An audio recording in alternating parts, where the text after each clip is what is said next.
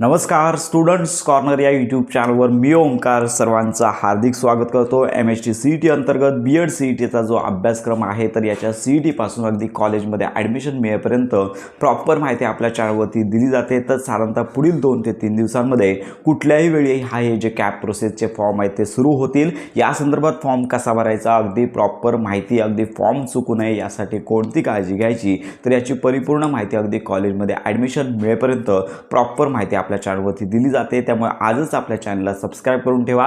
तर आजच्या व्हिडिओमध्ये BEd CETसाठी लक्षात घ्या की कोणकोणती कागदपत्रे लागतात आणि सॉफ्ट कॉपीजमध्ये सगळी कागदपत्रे लागणार आहेत। तुमच्याकडे कागदपत्र नसतील तर पावती देखील चालणार आहे, पण लक्षात घ्या की ही पावती कॉलेजमध्ये प्रवेशापूर्वी तुम्हाला चालू शकते। प्रवेशाच्या वेळी ओरिजिनल कागदपत्र सबमिट करावी लागतात।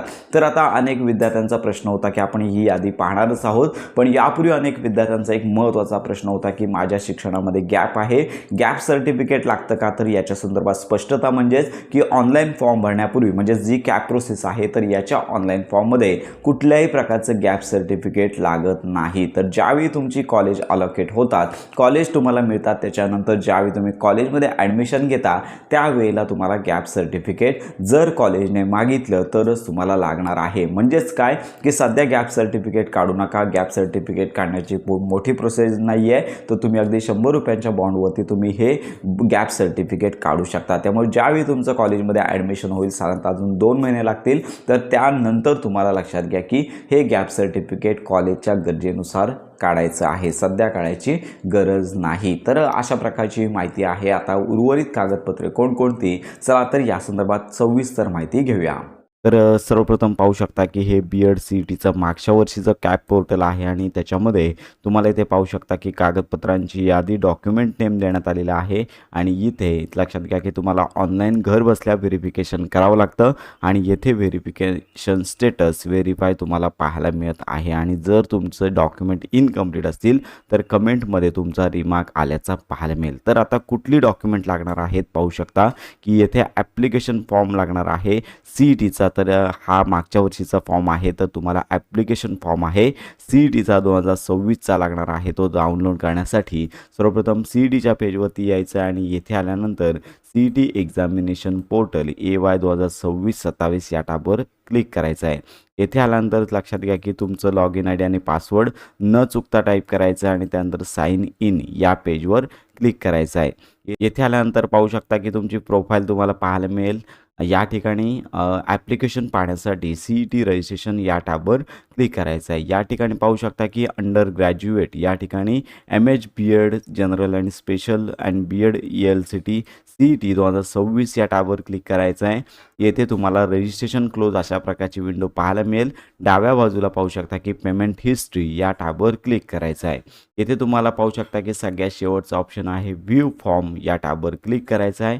तुमच्यासमोर CETचा फॉर्म आहे तो ओपन होईल आणि तुम्हाला प्रिंट ॲप्लिकेशन करून तुम्हाला ही जी फाईल आहे ती PDF फाईल आहे, तर येथे प्रिंटरच्या ऐवजी तुम्ही सेव्ह PDF अशा प्रकारे ही फाईल सेव्ह करू शकता। अशा प्रकारे तुम्हाला ॲप्लिकेशन फॉर्म आहे तो सेव्ह करून घ्यायचा आहे। याचप्रमाणे तुम्हाला इथे पाहू शकता की तुम्हाला पुन्हा होमवरती यायचं आहे आणि याच नंतर दुसरी महत्त्वाची बाब की डॉक्युमेंटमध्ये पाहू शकता की स्कोर कार्ड ऑफ CET हे लक्षात घ्या लागणार आहे। तर याच्यामध्ये हॉल तिकीट और ॲडमिट कार्ड, तर याच्यामध्ये पाहू शकता की स्कोर कार्ड या टॅबवर क्लिक करून तुम्हाला तुमचं जे मार्कशीट आहे ते तुम्हाला सॉफ्ट कॉपी आहे ती डाउनलोड करून ठेवायची आहे।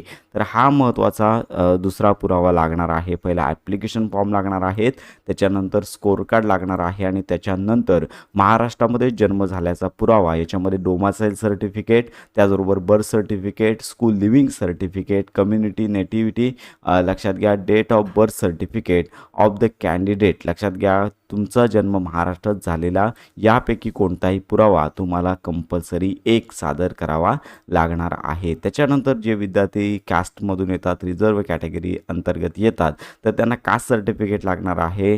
लक्षात घ्या OBC कॅटेगरी देखील आहे, तर इतर ओपन कॅटेगरी सोडून लक्षात घ्या की याच्यामध्ये तर यामध्ये कास्ट सर्टिफिकेट जे विद्यार्थी कॅटेगरी अंतर्गत येतात त्यांच्यासाठी लागणार आहे. त्यानंतर कास्ट व्हॅलिडिटी सर्टिफिकेट देखील स्कॉलरशिप योजनांचा लाभ घेण्यासाठी कंपल्सरी आहे. तुमच्याकडे आत्ताच कास्ट व्हॅलिडिटी सर्टिफिकेट नसेल तरी काय प्रॉब्लेम नाही आहे. फॉर्म भरतेवेळी तुम्ही पावती अपलोड करू शकता, पण मात्र कॉलेजमध्ये ज्यावेळी प्रवेश घ्यायचा असतो त्यावेळी हे सर्टिफिकेट कंपल्सरी लागतं. विद्यार्थ्यांना नॉन क्रिमिनल सर्टिफिकेट लागणार आहे जे 31 मार्च 2027 पर्यंत वैध असलं पाहिजे. तर ही मागच्या वर्षीचं आहे, परंतु 2027 पर्यंत हे वैध असलं पाहिजे. याच्यानंतर पाहू शकता की स्टेटमेंट ऑफ मार्क्स लक्षात घ्या 10वीचं सर्टिफिकेट लागणार आहे. जे विद्यार्थी स्टेट बोर्ड अंतर्गत असतात तर त्यांना डायरेक्ट सर्टिफिकेट अपलोड करावं लागतं, पण जे विद्यार्थी लक्षात घ्या CBSE, IGSE आणि ICSE अंतर्गत असतील, IB अंतर्गत असतील तर त्यांना कन्वर्जन सर्टिफिकेट सोबत अपलोड करावं लागणार आहे. याच्यानंतर लक्षात घ्या 12वीचं मार्कशीट बोर्ड सर्टिफिकेट लागणार आहे आणि जे विद्यार्थी CBSE, IGCSE, ICSE आणि IB बोर्डमधले असतील तर यांना अलॉंग विथ कन्वर्जन सर्टिफिकेट लक्षात घ्या की स्टेट बोर्डच्या विद्यार्थ्यांना डायरेक्ट सर्टिफिकेट अपलोड करायचं आहे आणि त्याच्यानंतर इतर जे विद्यार्थी असतील, इतर बोर्डचे विद्यार्थी असतील तर त्यांना कन्वर्जन सर्टिफिकेट अपलोड करावं लागणार आहे. या संदर्भात अगदी स्पेशल व्हिडिओ आपण देणार आहोत. त्याच्यानंतर लक्षात घ्या की ग्रॅज्युएशनचे मार्क स्टेटमेंट आहेत, संपूर्ण एकत्रित PDF तुम्हाला अपलोड करायचे आणि येथे मात्र सगळ्यांना सर्वच कॅन्डिडेटना कन्वर्जन सर्टिफिकेट लक्षात घ्या की तुम्हाला अपलोड करावं लागणार आहे. तर हा महत्त्वाचा पॉईंट आहे. पोस्ट ग्रॅज्युएशन असेल तर लक्षात घ्या तुम्ही एक्स्ट्रा क्वालिफिकेशन ॲड करू शकता. तर अशा प्रकारे ही कागदपत्रांची यादी येथे देण्यात आलेली आहे. याच्यामध्ये तुम्हाला ही कागदपत्रे अपलोड करावी लागणार आहेत आणि त्यानंतर इथे लक्षात घ्या की व्हेरीफाय म्हणजेच पडताळणी करून घ्यायची आहे. तर यानंतर याचबरोबर तुम्हाला तुमचा फोटो देखील लागणार आहे, सही देखील लागणार आहे, ID प्रूफ तुमचं आधार कार्ड, पॅन कार्ड कुठलंही एक तुम्ही देऊ शकता. तर अशा प्रकारे BEd CET अंतर्गत जी कागदपत्र आहेत ती लवकरात लवकर तयार करा.